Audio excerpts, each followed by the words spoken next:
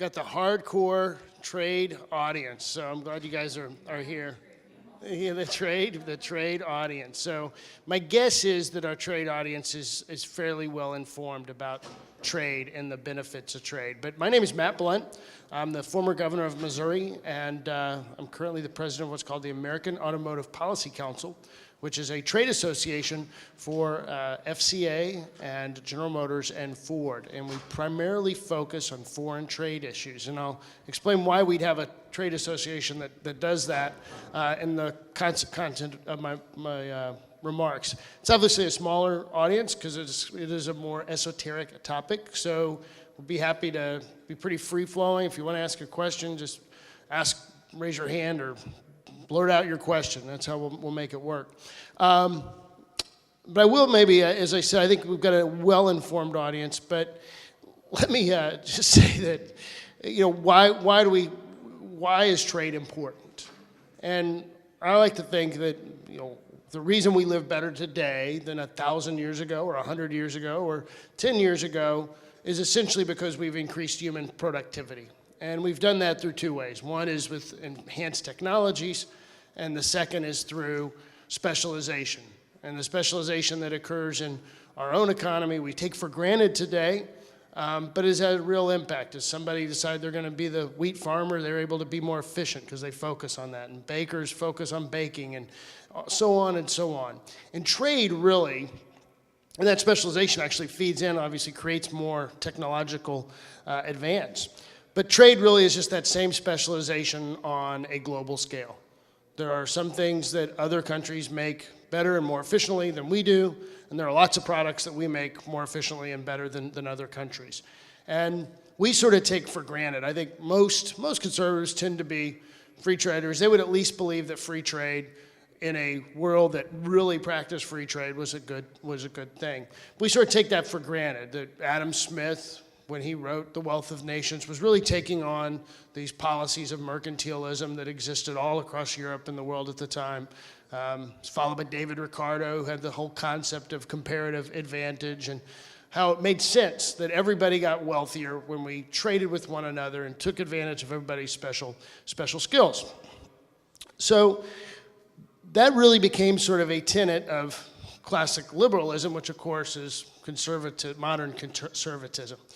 That we should use the market, use the specialization, and use trade to enhance everybody's quality of life. And for the United States, I think you could argue that we benefit from trade. Broadly speaking, we benefit from trade as a country and as a culture. About 11 million U.S. jobs are pretty directly tied to exports.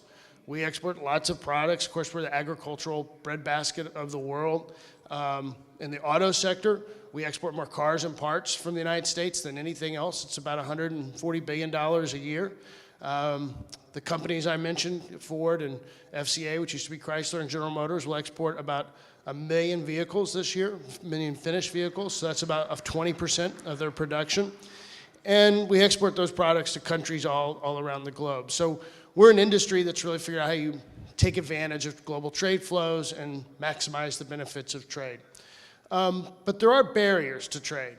Despite the fact that trade is helpful to us as an economy and as a country, there are barriers to trade. And sometimes those barriers are technical barriers. The United States completed a free trade agreement with Korea, of course, and there have been numerous technical barriers that have been erected in Korea to keep our products out of that marketplace. And these are often very mundane, very esoteric things, little technical barriers to trade. But really one of the most significant barriers is a manipulation of currency. When other economies go out and buy US dollars with their currency, it devalues their currency, and that really affects us as Americans in three ways. And it certainly gives them an unearned import subsidy in the United States. It makes it harder to export to those countries that did that. And in an industry like ours, where we export a lot of products to countries all around the world, really affects us in those third markets. And by third markets, I mean places where we are exporting a product and a currency manipulator is exporting a product.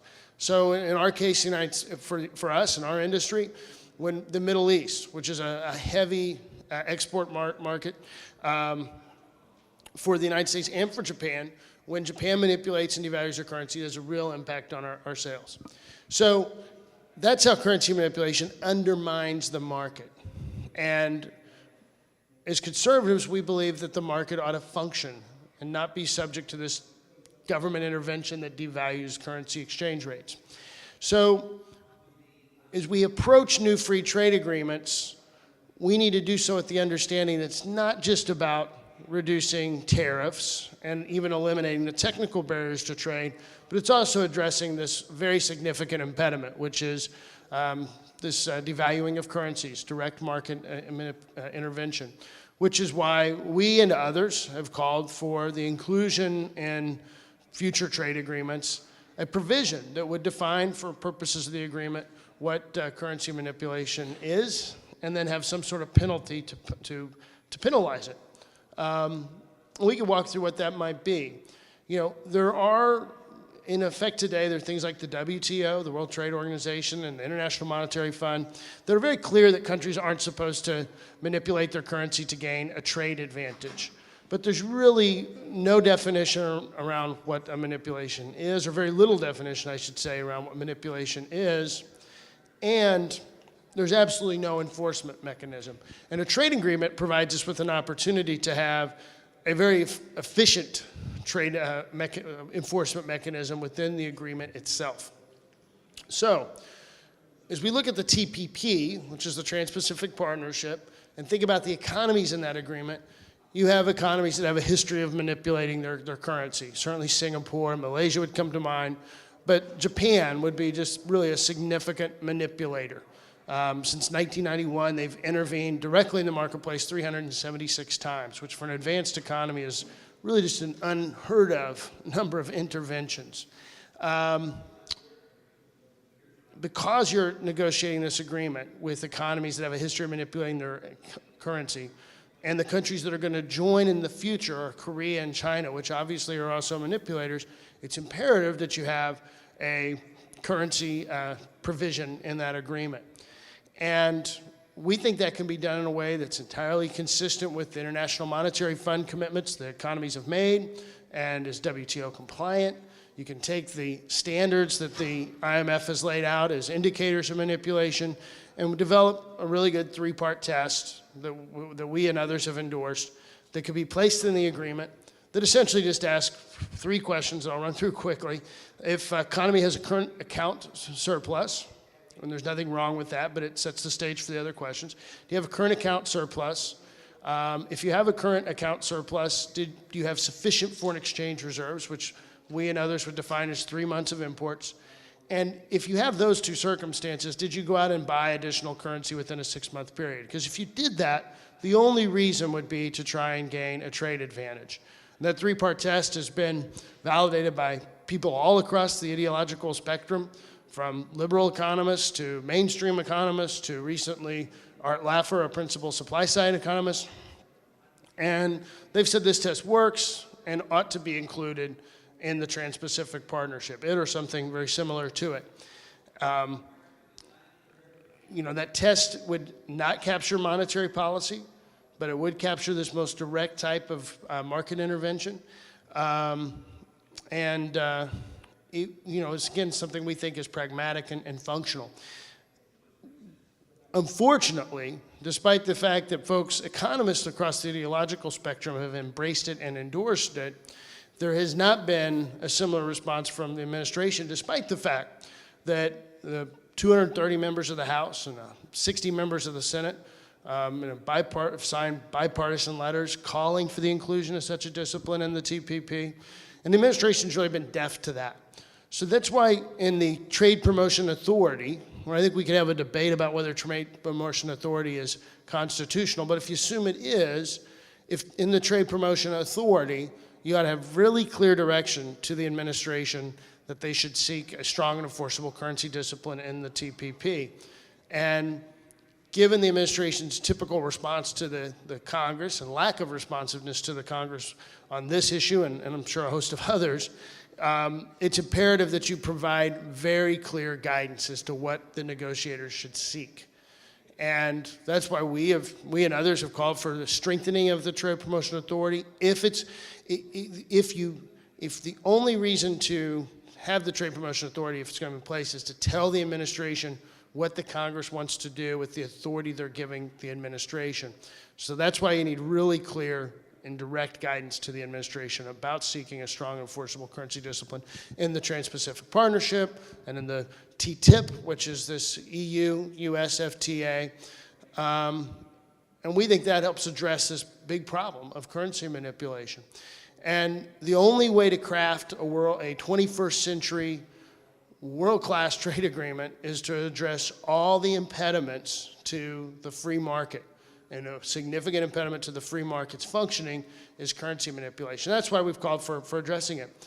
Like I said, this is a smaller crowd, so maybe I'll open it up and see if you all have questions that I could try and, okay? I have a question for you. Yep. Currency manipulation was one of the mandates to Congress in the 2002 TPA. It was ignored by a president who's friendly with trade. Mm-hmm.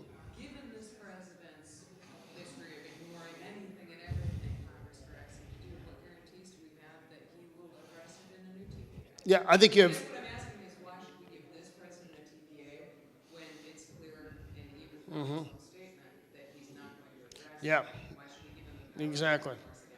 So that's, and I'm not here to defend the administration, obviously, or what they're requesting. You're right. I mean, in fairness to the current TPA, it raises currency to a principal negotiating objective instead of just a objective. But the administration is going to take, they're either going to, if to the extent they respond to the Congress at all, it will be whatever they think is easiest for them to do, which is why you have to tell them you want a strong enforceable currency discipline, and then hopefully, if TPA were to pass with such a language, members would be very clear that they shouldn't come back with a TPP that doesn't include a strong and enforceable currency discipline that's addressing currency. So you're suggesting a TPA would keep it, that if they did not address the principal negotiations, it would go back to regular order rather than fast track the TPA? Well, that's obviously a big discussion. That's where I think a lot of folks are. I don't personally have a position on that, though I get the argument when you're dealing with an administration that on a host of issues members don't feel like they can trust. It's hard to give them authority without some way to pull that authority back. Yes, sir. Oh, sure. Trade representative went before the Senate 3 weeks ago and told them that he was not including currency manipulation in the trade agreement, and that they were going with the same way it's always been done, right, bilateral negotiation.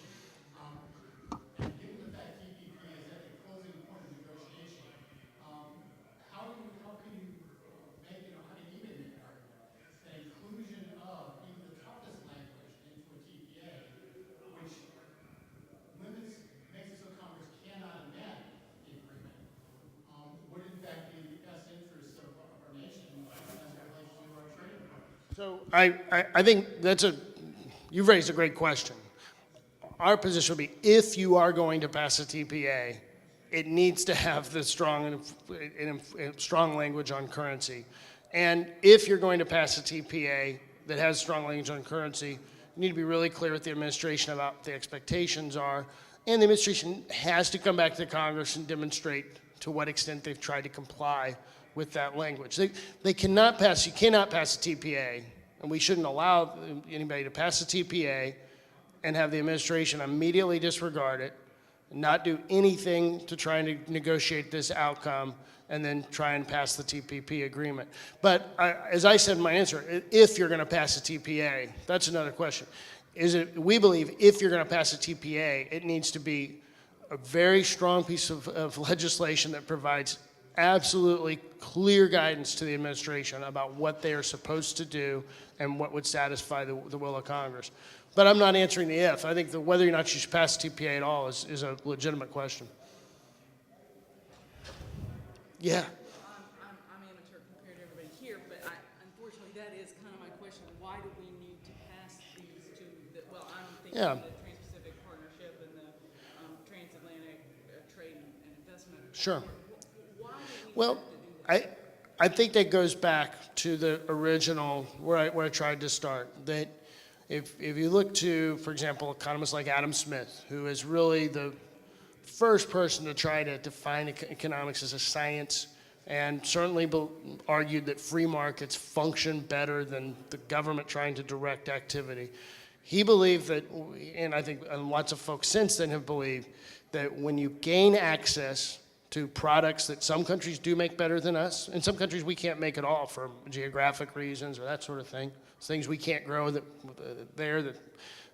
cetera, that it provides benefit to every consumers in both nations. Now, that requires, though, that you have, and I think the Adam Smith assumption is that the market is going to be allowed to function all across the trading area. And that's not always happened in the past. So as a case in point would be the Korea Free Trade Agreement, where clearly the market has not functioned all across the trading area in the United States and in Korea. And Korea has put up a host of barriers, and they're constantly finding new barriers to keep our products out and to keep that market very closed. It's one of the most closed automotive markets in the world. So the only way a free trade agreement will deliver the results that Adam Smith and David Ricardo and free market economists have traditionally believed is if you've eliminated all of these existing barriers.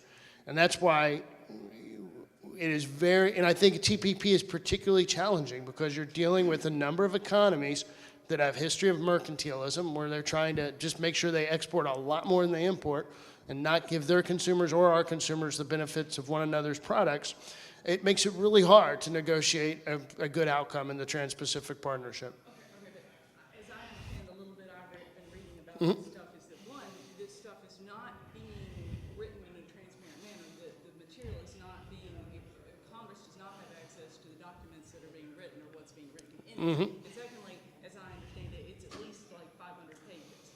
Why do we need agreements that are 500 pages with these people? And how do we know? I know they passed it. Read it. How do we know what else is in this stuff?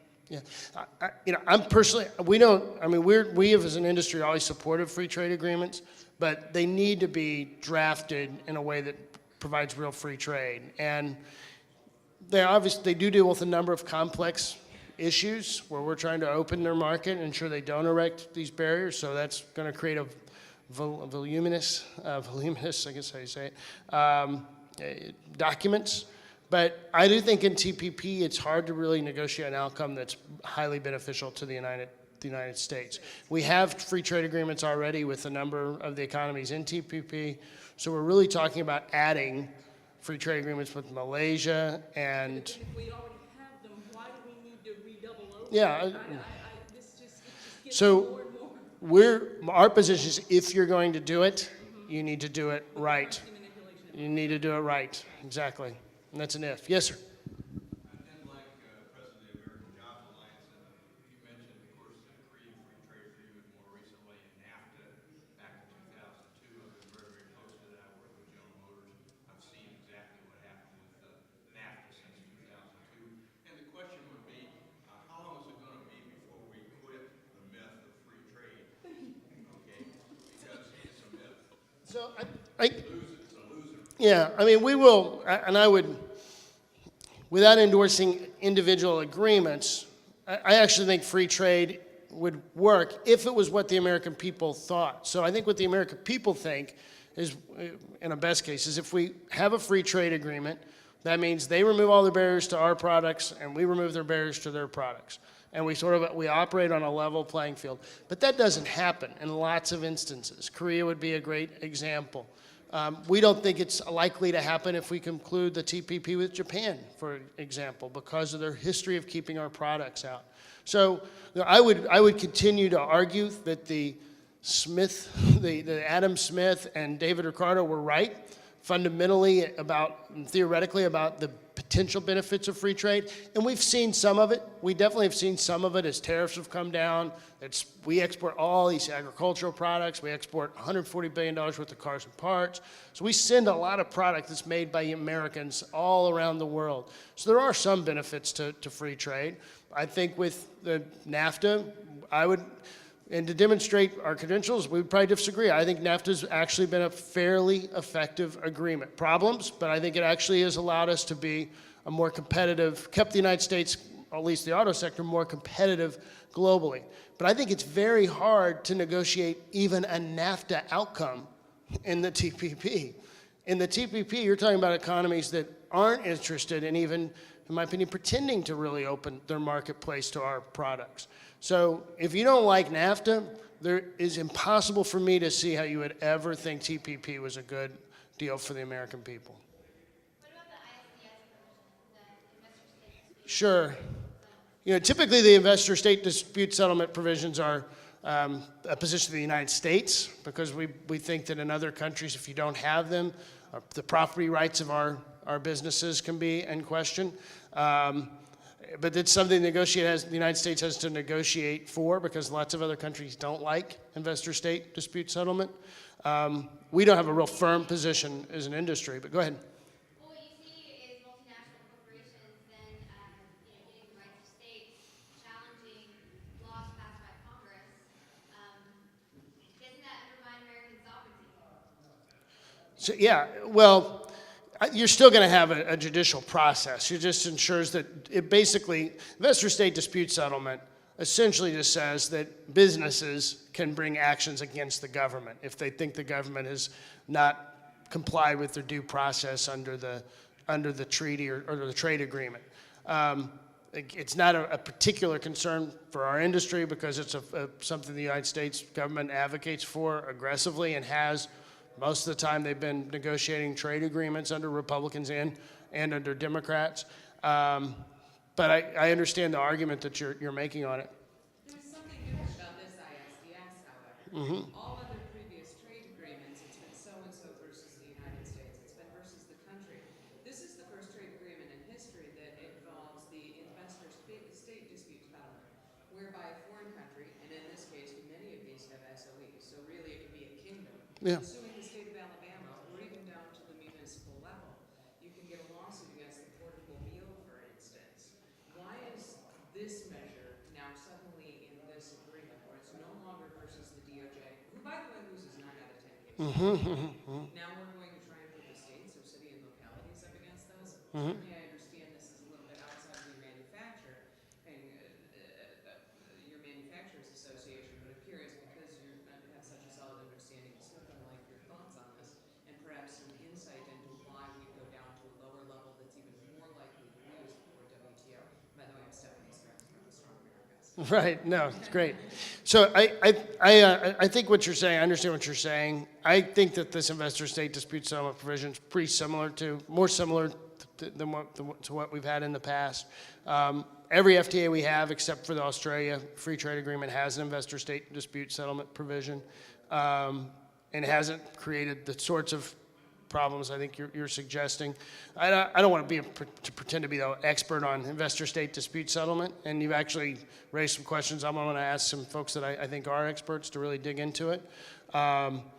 It is, though, I think, there's unique challenges with all these state-owned enterprises, which is one of the reasons that the TPP is so hard to negotiate a good outcome for Americans with. Yes. I was wondering if it is possible that the auto manufacturers might do the same thing that Philip Morris did to Australia and also to Africa.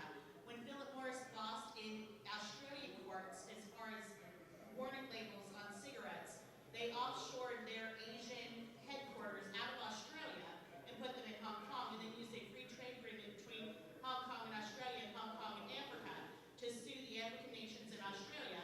And they wanted the WTO to prevent warning labels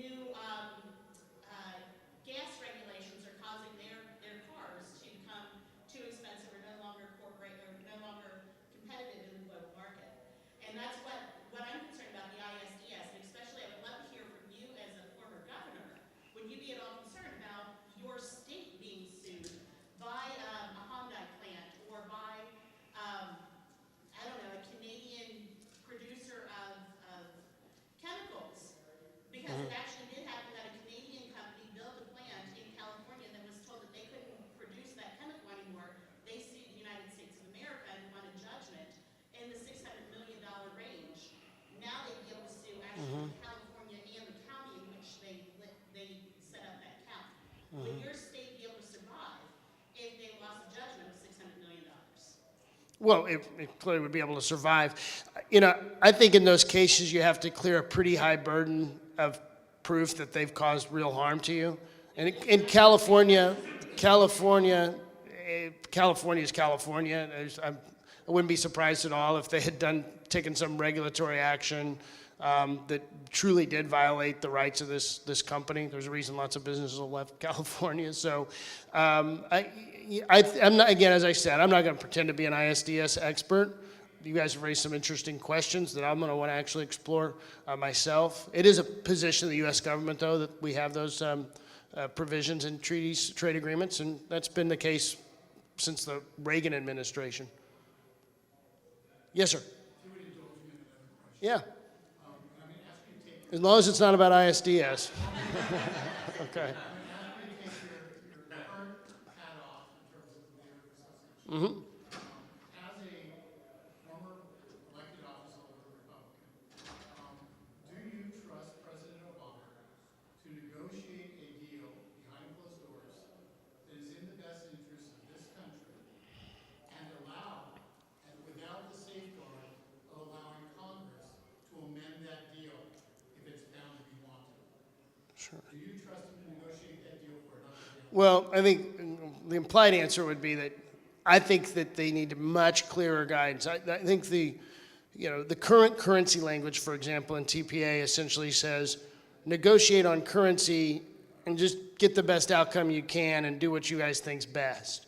That's not good enough. The language needs to say negotiate on currency, get a strong and enforceable currency discipline in future free trade agreements, and that's going to be the standard by which we judge your success on that objective. And if they don't reach it, they should reject. If they don't reach the objectives, or they can't demonstrate they've even attempted to, they should reject the trade agreement, which would be our position, that if they were to get a TPA, if they were to pass a TPA and it had a good, strong currency language, and they came back with a TPP that didn't have a good currency discipline, then they should reject the TPP.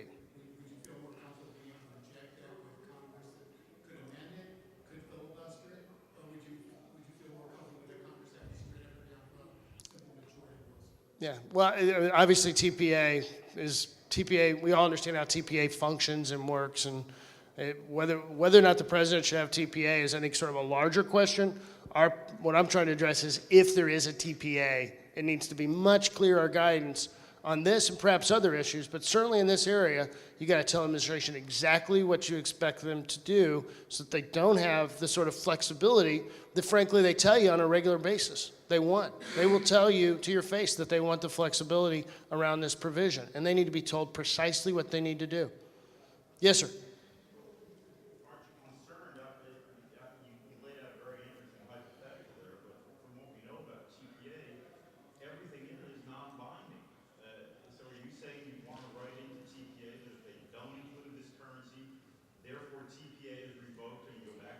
Yeah, well, they're having debate about that, whether or not they should. That's obviously a debate that I think the members are having as to whether or not you should be able to revoke the TPA if you don't believe the administration met the objectives. That's not how we've done TPA in the past, but that's definitely a discussion today, and I think it's because people don't have a lot of confidence that the administration will negotiate a good outcome or that they'll respond to the objectives the Congress lays out. Same question, regardless of what Congress is actually discussing now, do you want to see it have a clause where it reverts back to regular order if they don't have XYZ regulations in there? Yeah, I'm not convinced that's the best way to do TPA, but What is the best way? I think the best way is to provide clear guidance to the administration as to what they should do, and if they fail to do it, they should reject the agreement. So you still want the straight up down better than 90 days, the fast track being attached to the TPA? Well, yes, that's how the TPA has always worked. And if we have a TPA, then I think you need to have similar provisions to what we've had in the past. But I'm not here to advocate for TPA. I'm here to say, if you have a TPA, it needs to provide clear guidance to the administration. And frankly, if you're going to do these trade agreements with economies that have a history of erecting all these barriers to free trade, you can't do that unless you've addressed all the barriers. And the principal impediment to free trade today is currency manipulation, which is why it has to be a part of the agreement to be effective. I have a non. Okay? TPA. Non-TP, wow. For you. So let's go back to currency manipulation. Uh-huh. We've been on the Hill every other week since the beginning of this Congress, discussing with various committees and congressmen. What I hear is a lot of confusion about how currency manipulation should properly be handled and enforced.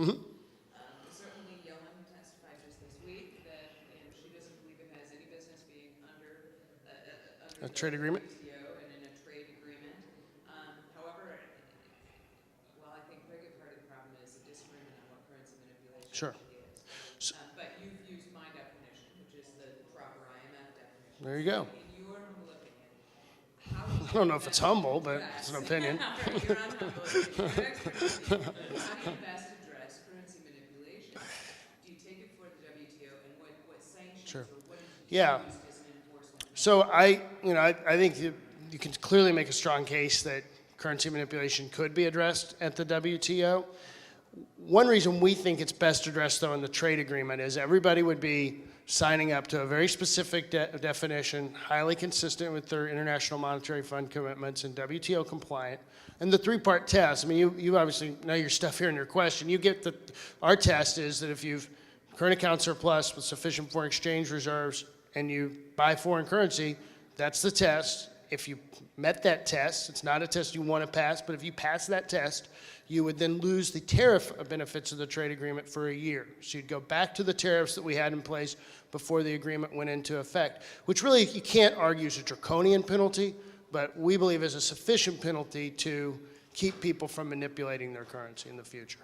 And I think Federal Reserve Chair Yellen didn't really, it is remarkable to me how folks don't make the differentiation that you and I have as to this, the fact that obviously monetary policy affects exchange rates at some point, but it's not this most egregious immediate impact that currency manipulation has. Even if you, let's say you believe in quantitative easing, if you believe in quantitative easing, the purpose is to spur your own domestic economy to grow.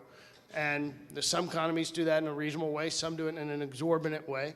But you can never make that argument. There is no domestic benefit to direct market intervention. It is entirely designed to devalue your currency to try and gain a trade advantage. And that's what you could prohibit in a trade agreement, define clearly in a trade agreement. Everybody'd sign it. There'd be a dispute panel if anybody violated the test, and then you just snap back to the tariffs for a year. Would you trust the WTO to enforce? Well, you'd actually have a panel out within the agreement. You'd have a TPP panel that would be appointed to enforce that part of the agreement. Which is, the good thing about that is that we have those types of panels in trade agreements today on other issues.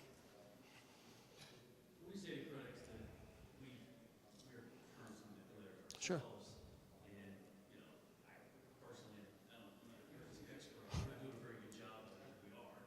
Our dollars seem to be getting Sure. What's the other kind of third-party downstream impacts beyond just autos that currency hurts?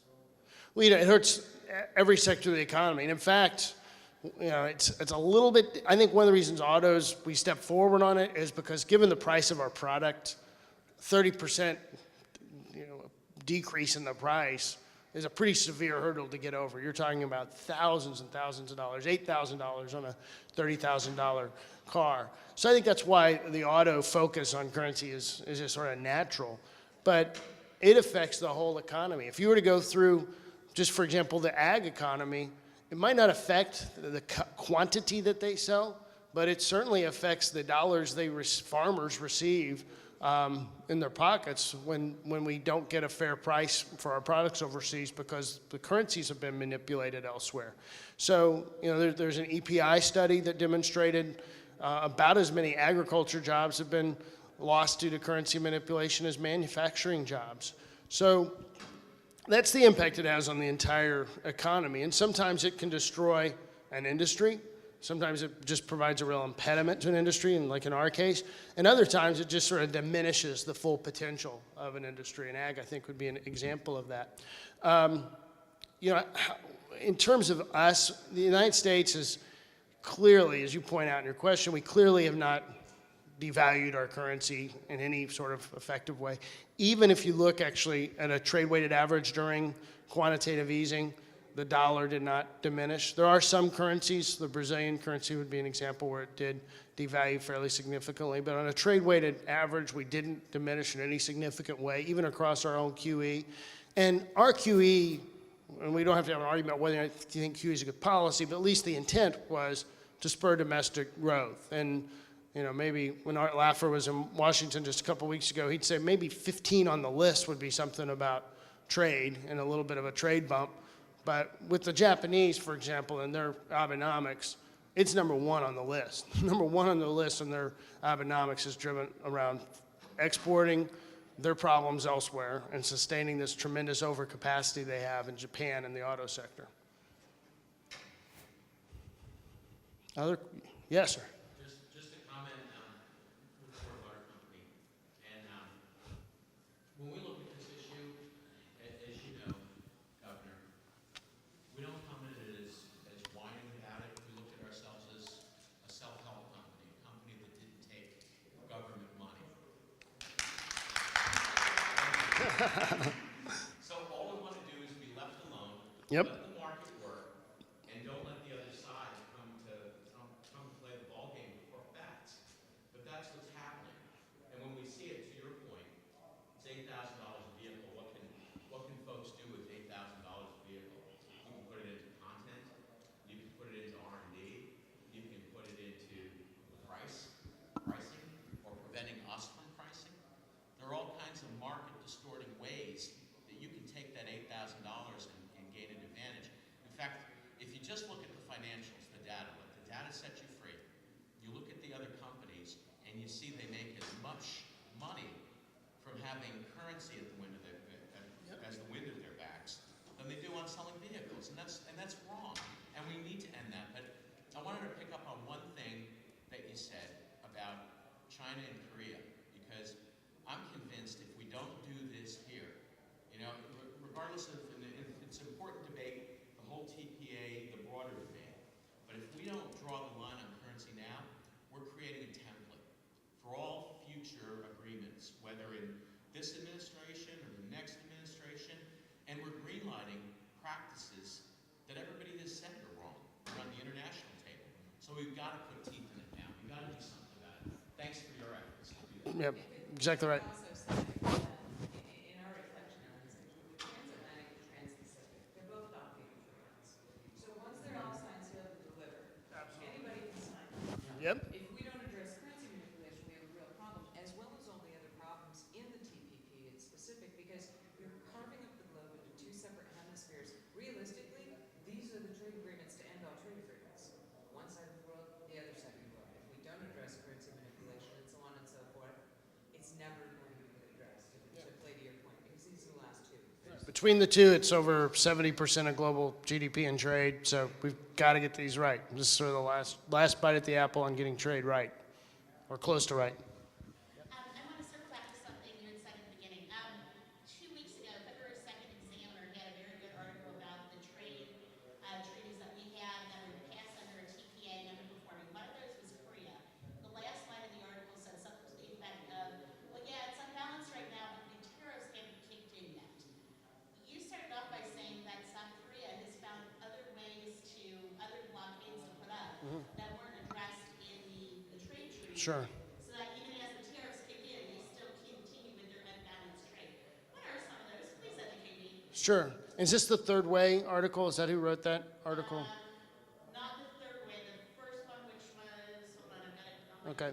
Well, and you know, here's the deal on the sort of barriers to trade, whether it's Korea, technical barriers to trade, whether it's Korea or Japan.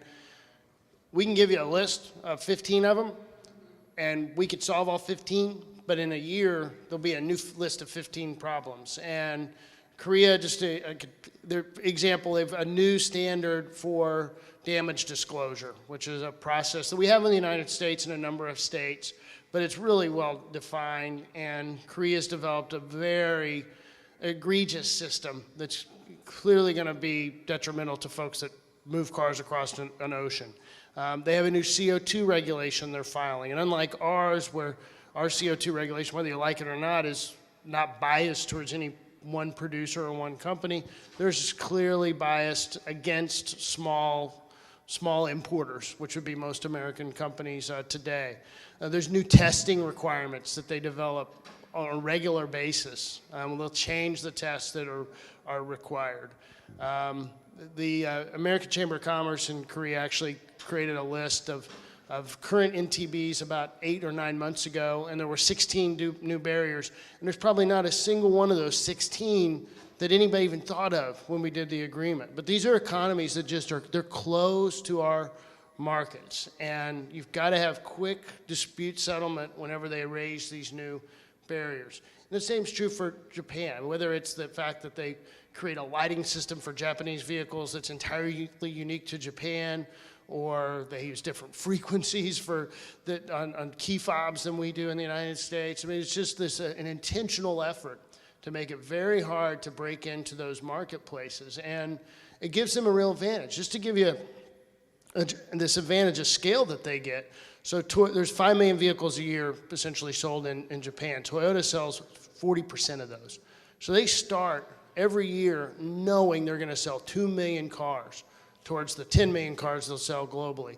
And that sort of assuredness about a marketplace gives them a real long-term advantage of scale. And it distorts the entire global marketplace when you have an economy that has 6% import penetration. So the United States, 45% of the cars we drive around in the United States that are sold on an annual basis are imported because we're an open marketplace. Economies are able to do well with that. You'll have Korean automakers, they come into our marketplace, they've got decent products, so they've had explosive growth. We don't have that same opportunity in Korea. We don't have it in Japan. But in Japan, back to my point, it's 6% import penetration. So the United States is 45% import penetration, which is actually really essentially the OECD average, and Japan is at 6%. So we're not in a level playing field with these folks that we're trying to theoretically negotiate a trade agreement with. Does your manufacturers association then, I'm sorry, I forgot your title on it there, but does your association prefer bilateral trade agreements? You've made some comments about TPP, and I'm curious your stance on that. No, and we would actually, if you really were to provide us with a well-negotiated TPP that addressed technical barriers and had a good dispute settlement provision for new barriers and addressed currency, we'd probably be supportive of that. But we're highly skeptical that that's possible given the countries you're trying to negotiate with and the fact that the administration has made any effort to address this bipartisan, bicameral call for the Congress to address currency. I don't know that we have Korea's a bilateral agreement that's not been successful from our point of view. Right. And that's, I guess, there are many concerns that we have from a strong America's point of view. South Korea is not being enforced at all by the WTO. Mm-hmm. So, I don't think they're probably going to enforce anything like this. And I think, again, the next 7 of the world's top 10 currency manipulators are in trade partners with Joe Furman saying he's not going to do it. But I think all of these things together, and I think this probably is where some of the issues are coming with the TPA, but even just with the trade agreement and all, what we're concerned about, I'm a free trader, I want more free trade. I want lots of free things from big business and working my butt off all these years. I'm a GM family, sorry. But we like trade. The problem is what I foresee happening is that we're going to get a rotten trade bill negotiated. It's going to hit the floor, and suddenly every congressman's back is going to be against the wall. Where are you, free trade, or aren't you? It'll be the worst trade bill in history, ruining. Yeah, but I think that's incumbent on us to make sure there's a lot of groups in Washington there are some groups, I think like us, you and I, we're for free trade.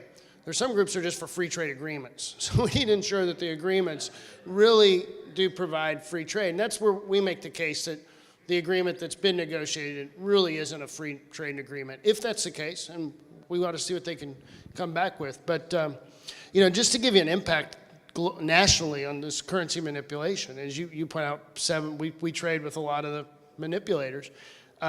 There's the Peterson study that shows half of our current account deficit, essentially half our trade deficit, but let's call it current account deficit, it's a more technical term. Half of our current account deficit is due to currency manipulation. And that if there was no currency manipulation in the world, we'd create about 1 to 5 million American jobs, which brings us about halfway back to full employment, essentially. That's the impact it has on our economy. And we are a victim. There are other victims, and the U.S. government has made no real effort to reach out to those other victims like Canada and Mexico and Australia and New Zealand and work with them in a coordinated strategy to get a good currency discipline addressed in the TPP. So that's what we need the administration to do, is really strategically go out and try to address this issue. And if you can't address it, one of the arguments like, well, it'll kill the TPP. If it'll kill the TPP, then we probably shouldn't do it, because that means they're just going to do this and continue to manipulate their currencies. Other questions? You guys have had great questions. We're small in number, but we're good in questions and knowledge.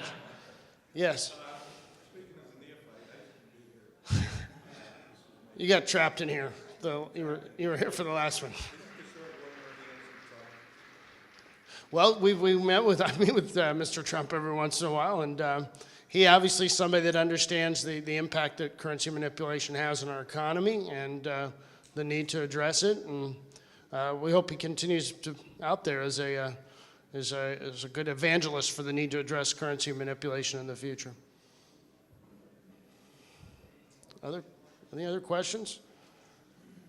We couldn't have had better questions if we had a larger audience. You guys have been great with your questions, and it's been great to talk to. I think we've traded emails, phone calls with some folks in here, and it's kind of given us an opportunity to discuss these issues and how we need to really watch what the administration is doing and ensure that the Congress doesn't empower the administration to make a real trade mistake for the United States. But thanks a lot.